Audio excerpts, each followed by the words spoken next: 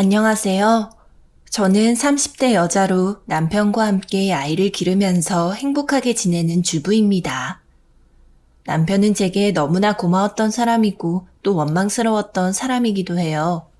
저를 지옥에서 건져냈다가 천국을 맛보게 하고 다시 지옥을 맛보게 한 사람이기도 하죠. 영어 과외 선생으로 처음 만났던 남편은 선한 인상으로 말투도 조곤조곤 부드러운 사람이었습니다.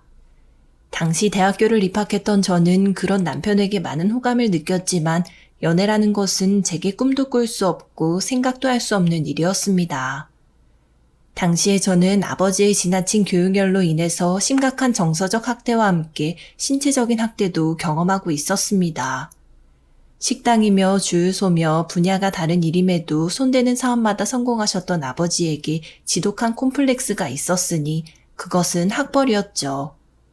중학교를 졸업했을 뿐인 아버지는 똑똑한 분이었지만 공부에는 뜻을 두지 않았었고 다른 사람 앞에서 부족한 자신의 학벌을 창피하게 여기셨습니다.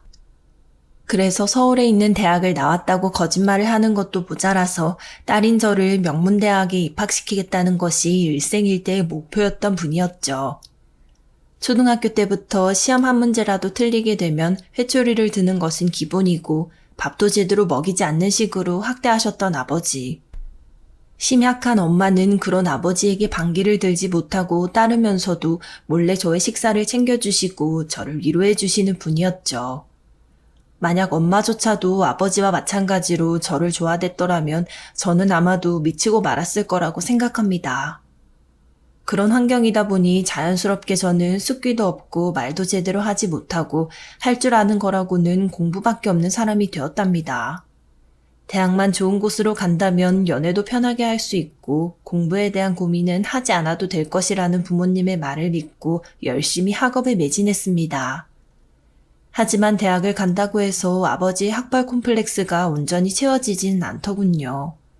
제가 아버지의 교육열에 말없이 부응했던 게 문제였을까요?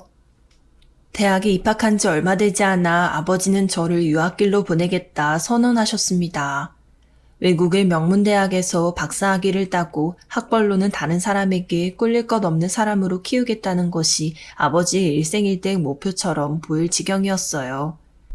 그 일환으로서 과외 선생님을 모시게 되었고 그것이 나중에 저의 남편이 될 사람이었죠. 해외에서 살다가 와서 영어에 유창하던 남편은 저를 부단히도 열심히 가르쳤지만 당시에 저는 공부에 집중하고 싶은 마음이 전혀 없었습니다. 대학에 가면 자유롭게 살도록 내버려 두겠다 하지 않으셨냐면서 아버지에게 처음으로 대들기도 했었죠. 그 약속 하나만을 믿으며 아버지의 오랜 학대를 견뎠었으니까 저에게는 그런 말을 할 권리쯤은 있다고 생각했습니다. 아버지는 키워준 은혜도 모르는 불효자식이라면서 저의 머리를 삭발하려 드셨는데 엄마의 만류 덕분에 간신히 머리가 밀릴 뻔한 위기에서 벗어날 수 있었죠. 나중에 아버지가 따로 찾아와서 대학을 좋은 곳만 졸업한다면 저희 인생에 절대로 터치하지 않겠다고 말씀하시면서 좋은 말로 타이르시더라고요. 저는 그 말을 정말이지 믿고 싶은 심정이었지만 아버지의 욕심이 결코 채워지지 않으리란 것을 짐작하고 있었습니다. 외국의 좋은 대학으로 유학을 가게 되고 박사학위를 딴다고 하더라도 결국 제가 그럴듯한 집안에 시집을 가야 할 것이고 남들 보기에 부족함 없는 삶을 살아야만 만족하실 분이 아버지였으니까요. 통금 시간을 지키지 않으면 매질을 하고 머리를 밀어버리려 드는 아버지에게 저항할 힘도 상실하고 그저 갑갑한 일상을 보내고 있던 당시의 제게 유일한 즐거움은 과외 선생님과의 시간이었죠. 영어를 가르쳐주면서 단순히 암기를 하게 만들고 설명하는 것에 그치지 않고 외국의 명소라든가 문화에 대해서도 얘기를 해주면서 자연히 흥미를 갖게 해주었던 과외 선생님이었습니다. 친절하고 사려 깊은 모습에 호감을 자연스럽게 품게 되었어요. 이런 호감과는 별개로 영어 공부 자체는 지지부진하게 흘러갈 수밖에 없었죠. 아버지에게 품은 반항심 때문에 집중을 할 수 없는 환경이었으니까요. 결국 영어의 실력이 눈에 띌 정도로 늘지 않게 되자 과외 선생님이 바뀔 위기에 처하게 되었습니다. 당시에 과외 선생님이던 남편은 제게 무슨 문제가 있길래 집중을 못하냐고 솔직하게 말해달라 부탁하더라고요. 영어 공부가 그냥 싫어요. 아버지 때문에. 아버님 때문에? 그게 무슨 소리야? 어차피 말해도 해결도 안 될 일이에요. 그냥 모른 척 하세요. 그래도 선생님은 열심히 하셨고 잘못하신 거 없으니까 제가 말은 잘해볼게요. 과외 선생님으로 일하는 거야 잘려도 상관은 없어. 그냥 미영이 네가 얼마나 힘든지 알고 싶어서 그런 거야.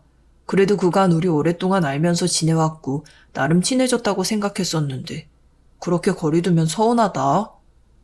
저는 결국 아버지의 지나친 교육열로 인해 당해왔었던 학대들을 모조리 털어놓게 되었습니다. 초등학교 때부터 중학교, 고등학교에 이르기까지 회초리질을 당해가며 밥을 굶어가며 공부해왔던 일을 말했죠. 그 얘기를 들은 과외 선생님은 경악하더군요. 외국에서는 아동학대로 당장 신고를 당해 감옥에 갈 일이라면서 아버지에게서 얼른 벗어나라고 말을 했습니다. 대학생이면 성인이기도 하니 벗어나려고 마음만 먹는다면 어려운 것이 없다고 하면서요. 솔직히 그런 생각을 하지 않은 것은 아니었지만 두려운 마음에 결심이 서지 않았습니다. 부유한 아버지의 아래에서 자라오며 온실 속 화초처럼 길러져 온 저라는 걸 알고 있었기 때문에 아버지 이상으로 무서운 세상이었었거든요. 괴로워하면서도 망설이고 있던 제게 손을 내밀며 등을 떠밀어준 것도 역시 과외 선생님이었죠. 자기 집에 남는 방이 있는데 곧 자신이 잘리게 되면 집을 나오라고 말을 해줬습니다. 그 말에 저는 구원을 만난 것처럼 기뻤죠. 얼마 지나지 않아 과외 선생님은 저의 요청에도 불구하고 교체가 되고 말았죠. 저는 아버지의 뜻을 따르는 척 얼마간 순순히 일상을 보내고 있다가 가출했습니다. 아버지의 학벌 콤플렉스 때문에 단 하루도 편하게 숨 쉴 날이 없었고 매를 맞아가며 혼나가며 굶어가며 이 집에 더는 살고 싶지 않으니 집을 나가겠다는 편지를 남겨놓고서요. 전화가 왔지만 받지 않았고 문자는 보지도 않았습니다. 저는 그렇게 집을 나와서 세상의 자유를 만끽하게 되었고 과외 선생님의 집에서 거주하며 세상을 하나둘씩 익혀갔죠. 과외 선생님과 함께 생전 처음 여행도 가보고 맛있는 음식도 먹거나 영화도 보면서 즐거운 시간을 보내다 보니 자연스럽게 마음이 생기더군요. 저보다 나이가 3살 정도 많을 뿐인 사람이었지만 배울 점도 많고 함께 지내면 마음이 편한 것이 저의 과외 선생님이었습니다. 난생 처음 드는 두근거림에 저는 호감을 표현했고 과외 선생님은 이런 저의 호감이 고마움을 착각하는 것일 거라 말을 하며 거절하더군요. 하지만 제가 그렇지 않다면서 끈질기게 구애를 한 덕분에 결국 저희는 맺어져 부부관계가 되었습니다. 남편과 함께하는 결혼 생활이 힘든 일은 없었습니다. 사람 만나기를 힘들어하는 저는 주부 일을 하면서 지내고 있었고 남편 역시도 학벌로 부족한 사람이 아닌지라 열심히 일을 하면서 둘이 먹고 사는 일에는 문제될 것이 없었죠. 시부모님 역시도 저의 부족한 부분을 보시기보다는 좋은 면을 봐주시면서 배려하시는 분들이라 행복하기만 한 결혼 생활이었답니다. 언제까지고 행복할 것만 같던 결혼 생활에 불행이 깃들게 된 것은 바로 사고로 인한 것이었습니다. 시부모님과 남편과 함께 강원도로 여행을 가다가 그만 빗길에 정면으로 달려오던 트럭과 부딪히게 된 사고였어요. 사고를 당한 일로 인해 시부모님은 트럭 운전사와 마찬가지로 구급차에 실려 가시다 돌아가게 되셨고 저는 다리를 저는 몸이 되고 말았습니다. 그나마 멀쩡한 것은 몸을 다쳤을 뿐인 남편이었지만 하루아침에 부모를 잃게 되었으니 마음이 괜찮을 리가 없었죠. 남편과 함께 장례식을 치르며 누구보다도 행복하게 살아가야겠다고 저는 결심을 했습니다. 불편한 몸이 되었지만 요리를 배우기도 하고 남편이 하려는 영어 강사며 과외를 나름대로 도왔죠.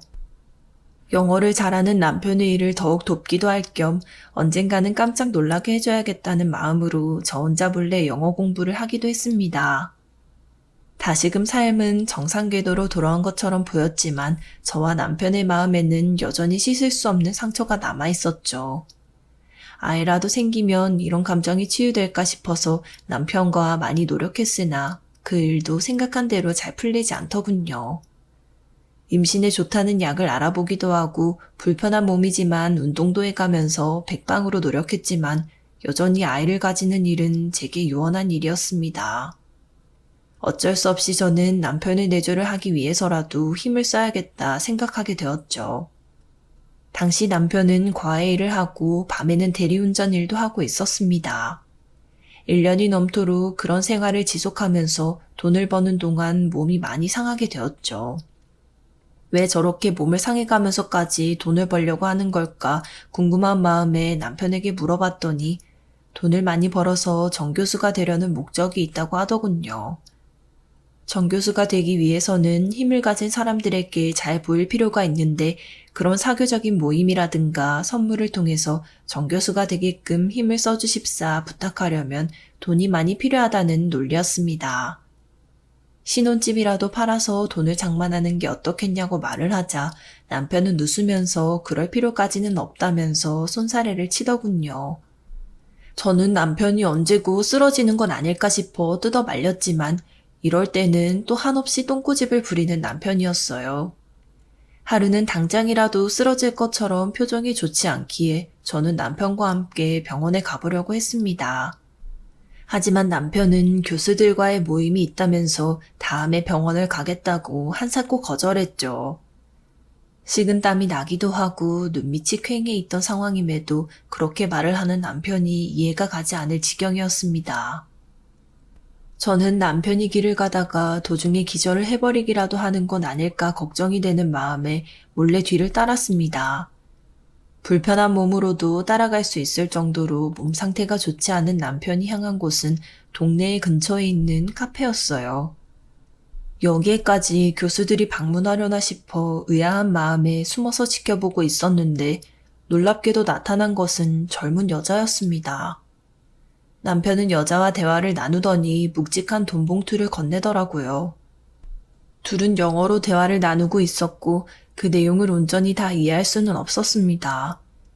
다만 대화를 나누는 모습을 보니 자주 만남을 가져왔던 것만은 확실해 보였죠. 제게 거짓말을 해가면서까지 모은 돈을 어떤 여자에게 준 남편. 대체 무슨 속내로 그런 것인지 짐작을 할 수가 없어 물어보고 싶은 마음이 굴뚝 같았죠. 하지만 남편이 저를 실은 배신했던 것이며 만난 여자와의 관계가 불륜일지도 모른다고 생각하면 그럴 용기가 나지 않았습니다. 망설이던 중요한 순간에 늘 용기를 주고 손을 내밀어 주던 남편이 배신했다고 생각하니 정말 죽을 것만 같은 심정이었죠. 어쩌면 장애가 생긴 제게 남편이 실증이 났나 생각이 들기도 했고 이대로 남편의 곁에서 떠나주는 게 그를 위한 길인가 싶기도 했습니다. 물론 원망하는 마음이 들지 않는 것은 아니었지만 저를 위해서 많이 헌신해왔던 남편이었기 때문에 설령 불륜을 저질렀다 하더라도 용서를 해주고 싶은 마음이었어요. 그런데 그런 저의 마음을 남편은 짓밟기라도 하듯이 뒤이어진 행보는 더 파격적인 것이었습니다. 제가 이제 지긋지긋하다면서 이혼을 하겠다는 말을 하더군요. 저는 놀라 눈물을 흘리면서도 당신의 뜻이 그렇다면 받아들이겠다면서 고개를 끄덕일 수밖에 없었습니다. 그렇게 저희는 이혼을 하게 되었습니다. 이혼 도장을 찍고 남편이 떠나간 집에서 짐들을 하나둘 정리하고 있었는데 누군가가 저의 이름을 부르면서 문을 두드리더군요. 익숙한 목소리의 주인은 다름 아닌 저희 엄마였습니다. 가출해서 남편과 결혼 생활을 하는 몇 년 동안 연락도 하지 않았던 엄마가 어떻게 저를 찾아왔을까 기겁했습니다. 엄마는 제가 문을 열지 않자 통곡하다시피 소리를 지르며 그간의 일을 털어놓았습니다. 제가 떠나고 아버지는 큰 충격을 받아 알아누운 이후로 사람이 아예 달라졌다는 얘기, 그리고 부모로서 잘못했으니 제발 용서를 빌 기회를 달라는 이야기였죠. 또 병이 생긴 아버지가 최근에 다시 크게 앓게 되었고 아주 위독해 보이니 한 번만이라도 얼굴을 비춰달라고 애원하더군요. 망설이던 저는 문을 열어 엄마와 부둥켜 안았습니다. 짧은 해외의 시간을 가진 뒤 아버지를 보러 병원에 가게 되었고 그 모습을 보고 많이 놀랐습니다. 정서적으로도 신체적으로도 학대를 가해오던 너무나도 무섭던 남자는 온데간데 없었죠. 침대에 누워있던 것은 늙고 쇠해 병들어 있고 자신의 지난 날을 후회하며 눈물을 흘리는 남자였습니다. 저는 아버지의 양상한 손을 만지며 오랫동안 대화를 나누었고 진심 어린 사과 또한 들을 수 있었죠. 아버지는 과외 선생이던 사람과 제가 결혼했다는 것 또한 알고 계셨습니다. 이혼에 대해서도 얘기를 하자 떠난 사람을 그리워하기보다는 젊은이 저의 행복을 찾아 자유롭게 살라고 말씀하셨죠. 저는 알겠다는 대답을 선뜻 할 수가 없었어요. 남편과 함께했던 시간이 너무나 꿈만 같고 행복했었기에 그것을 떠난 삶을 상상할 수가 없었기 때문이었습니다. 몇 년 만에 집에 돌아오게 된 저는 남편을 떠올리다가 문득 남편이 어떤 여자에게 돈봉투를 줬던 날을 떠올리게 되었어요. 당시에는 남편이 저를 배신했을지도 모른다고 생각했고 무슨 상황인지도 몰라 해석되지 않던 말이었는데 신기하게도 시간이 흐르고 나니 선명하게 했던 말들이 기억나더라고요. 명확하지는 않았지만 저의 다친 몸을 잘 부탁한다는 말이 분명했습니다. 대체 왜 남편이 여자에게 돈을 건네며 저의 몸에 대해서 얘기를 했던 것일까요? 여기에 의문이 든 저는 엄마가 저를 찾아올 수 있었던 이유 역시도 궁금해졌죠. 엄마, 하나 궁금한 게 있어. 나 무슨 얘기를 듣더라도 충격받지 않을 테니까 제발 진실을 말해줘. 대체 어떻게 그날 내가 있는 집에 찾아올 수 있었던 거야? 한숨을 길게 내쉬던 엄마가 들려준 얘기는 정말 기가 막힌 이야기였죠. 집으로 찾아왔던 것은 남편의 연락을 받아서 방문했던 것이었으며 남편은 대장암 탓에 죽을 날을 앞둔 상황이라는 얘기였습니다. 항암 치료를 하면서 괴로워하는 모습을 보여주지 않기 위해 저와 이혼을 감행했고 모았던 돈은 저의 다리를 치료할 수 있을 만한 최고의 외국 병원을 알아보는 데 써달라 병원 관계자에게 요청을 해뒀다는 것이었죠. 모든 진실을 알게 된 저는 그 자리에 주저앉아 한참을 오열했습니다. 남편의 희생을 불륜이라고 오해했던 저 스스로가 원망스럽기도 했고 미련하게 이런 고통을 혼자 짊어지려 한 남편의 마음이 고마우면서도 너무나 안타까워서였죠. 저는 남편을 당장 봐야겠다며 항암 치료하는 병원을 엄마에게 추궁해 찾아가게 되었고 머리가 항암 치료로 인해 아예 다 벗겨진 남편을 볼 수 있었습니다. 찾아온 저를 보며 머쓱하게 웃는 남편을 보니 이 사람을 때려야 할지 안아줘야 할지 감이 오질 않더라고요.